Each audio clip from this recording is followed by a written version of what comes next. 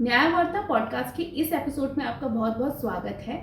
आपको याद दिला दें कि इस पॉडकास्ट में हम न्याय संस्था द्वारा चलाई जा रही संविधान फेलोशिप्स के फेलोज से बातचीत करते हैं। आज के इस पॉडकास्ट में हम बिहार राज्य की अपनी फेलो सिंधिया अन्नम्मा मैथ्यू से बातचीत करने जा रहे हैं। सिंधिया मानवाधिकार वकील और सामाजिक कार्यकर्ता हैं। पटना हाई कोर्ट में एक वकील के तौर पर काम कर चुकी हैं और अब बक्सर सिविल कोर्ट में प्रैक्टिस कर रही हैं। सिंधिया ने संयुक्त राष्ट्र में 6 साल तक एनजीओ प्रतिनिधि के तौर पर काम किया है। सिंधिया, आपका इस पॉडकास्ट में बहुत बहुत स्वागत है।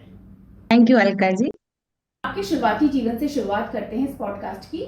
मैं जानना चाहती हूँ कि आपका जन्म कहाँ हुआ और आपने कहाँ तक की पढ़ाई की है, क्या पढ़ाई की है, उसके बारे में आप हमें थोड़ी सी जानकारी दीजिए। जरूर अलका।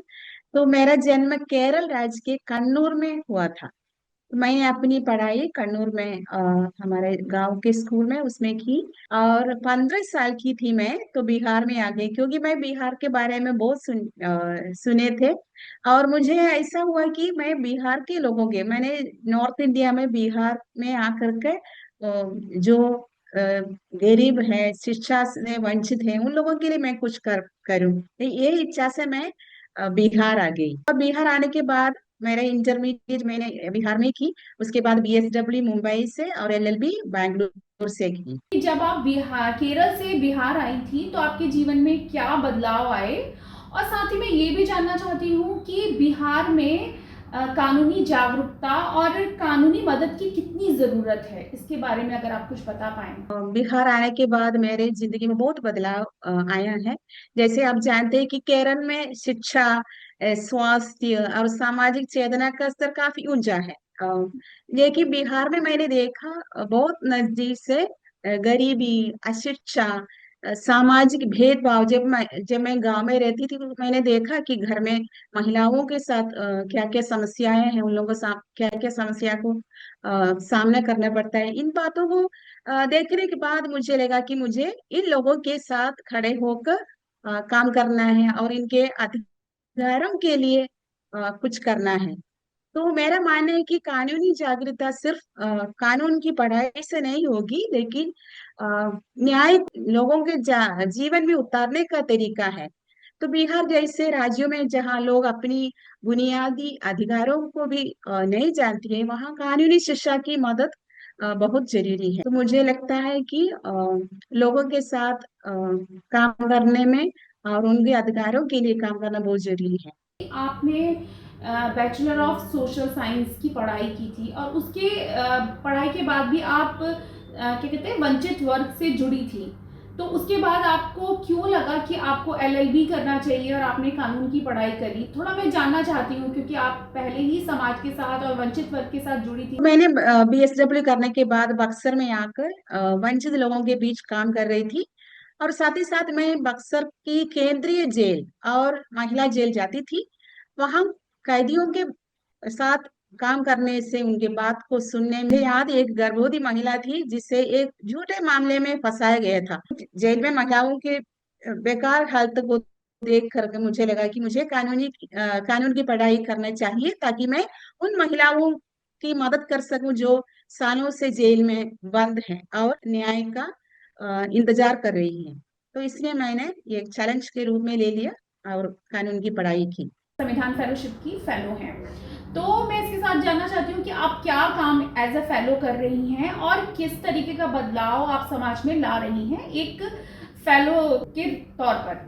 तो इस फेलोशिप के माध्यम से मुझे पिछड़े लोगों, खास करके महिलाओं और बच्चों के उनके संवैधानिक अधिकारों के प्रति जागरूक करने का मौका मिला। रिमोट विलेज में जाकर के महिलाएं और बच्चों के साथ लीगल अवेयरनेस करने के लिए मुझे मौका मिला। आज लोग भूमि अधिकार, सरकारी योजनाएं जैसे मुद्दों को समझने लगे और घरेलू हिंसा के खिलाफ बोलती है। तो न्याय की मदद से मैंने ऐसे भी काम किए गए, जैसे जो ईटा भट्टा में काम तो बच्चों को हम मैंने स्कूल में एनरोल किया है। न्याय की मदद से मैंने बक्सर जिले में पाई गई एक महिला को बचाने और उसे भुवनेश्वर में सुरक्षित उसके घर पहुंचाने के काम किया है। इस फेलोशिप में मैंने उन लोगों तक पहुंच पाई, इस फेलोशिप के द्वारा जिसे इंसाफ की जरूरत थी। आपकी जो कानूनी प्रैक्टिस है वो खास तौर से महिलाओं और बच्चों पर केंद्रित है जिन्हें न्याय की ज़रूरत है।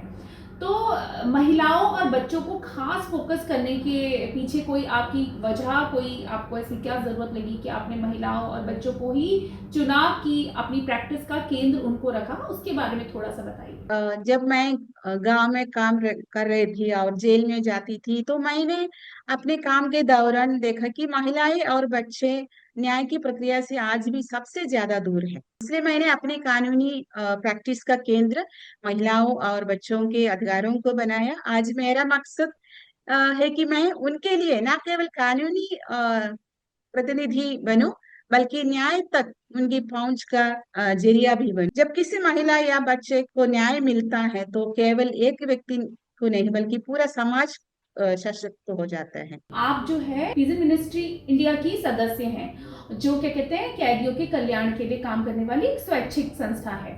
तो मैं जानना चाहती हूँ कि क्या किस तरीके की अभी कैदियों की जो स्थिति है जेलों में वो किस तरीके की है। मैंने तो अक्सर जेल में काम किया है, फिर पटना बेयूर जेल में भी काम किया है। तो ये जेलों में मैंने कैदियों की हालत देखी है। वहाँ कैदियों की संख्या बहुत ज्यादा है। जो भी जेल में हम जाते हैं तो उधर का संख्या बहुत ज्यादा है। और अंडर ट्रायल कैदी बहुत है, और उनमें से कुछ लोगों का केस कोई वकील नहीं लेना चाहते हैं। तो मैंने देखा उन लोगों की स्थिति। फिर जेल में साफ सफाई बहुत कम है, मेडिकल फैसिलिटी की भी कमी है, ये समस्या है।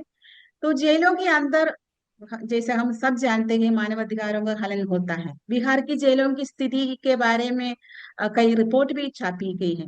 एनजीओ प्रतिनिधि के तौर पर आपने संयुक्त राष्ट्र में काम किया, तो अभी मैं उसके अनुभव और उस काम के बारे में थोड़ा जानना चाहती हूँ, अगर आप बताएं थोड़ा सा। हमारे एनजीओ जिसका नाम है institute of the blessed virgin मेरी लोरेटो जनरलेट, जो एनजीओ 2000 से संयुक्त राष्ट्र से जुड़ा हुआ है। हमें इकोनॉमिक एंड सोशल काउंसिल इकोसॉक के साथ कंसल्टेटिव स्टेटस दिया गया है। कंसल्टेटिव स्टेटस मतलब हम जानते हैं कि ये जो संयुक्त राष्ट्र के जो प्रक्रियाओं में प्रोसेस है, तो उसमें सिविल सोसाइटी की भागीदारी के लिए जगह मिलता है। एनजीओ रिप्रेजेंटेटिव लोगों को अपने समस्याओं को, मैंने अपने लोगों को समस्याओं को एडवोकेसी करने के लिए, तो मुझे हमारे लोगों के जैसे माइग्रेंट्स है, विक्टिम्स ऑफ ह्यूमन ट्रैफिक, फिर सोशली अंडर डेवलप्ड है, उन लोगों को के मुद्दा को लेकर के रिप्रेजेंटेशन मेरे संस्था के द्वारा रिप्रेजेंटेशन करके एडवोकेसी करने का मौका मिला है। और मैं 6 साल काम किए, मुझे बहुत अच्छा अनुभव मिला, और एडवोकेसी करने के लिए लोगों की ओर से बहुत अच्छा था।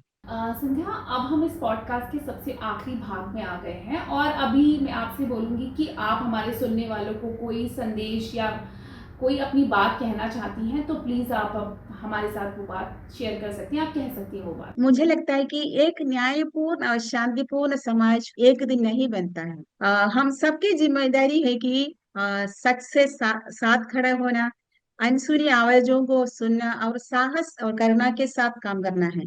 जब हम हर इंसानों को सम्मान के साथ बराबरी की नजर से देखते हैं, तो तब हम उस भारत को बना सकते हैं जिसका सपना हमारे संविधान ने देखा था, जहाँ न्याय, स्वतंत्रता, बराबरी और भाईचारा केवल शब्द नहीं बल्कि जीवन का हिस्सा है। पॉडकास्ट में हमारे साथ जुड़ने के लिए आपका बहुत बहुत धन्यवाद। आप ऐसे राज्य से आती हैं जहां हिंदी बोली नहीं जाती है, उसके बाद भी आपने अपनी पूरी बात हिंदी में रखी, तो इसके लिए मैं आपको फिर से धन्यवाद देती हूँ। धन्यवाद अलका, इस ब्रॉडकास्ट में बुलाने और इस बातचीत के लिए। Thank you. हम उम्मीद करते हैं ये पॉडकास्ट आपको पसंद आएगा। हम आगे भी अपने फेलोज से इसी तरह बातचीत करेंगे, तो हमारे साथ बने रहिएगा। इसी तरह भारतीय कानून को आसान भाषा में समझने के लिए न्याय के साथ बने रहें। Thank you.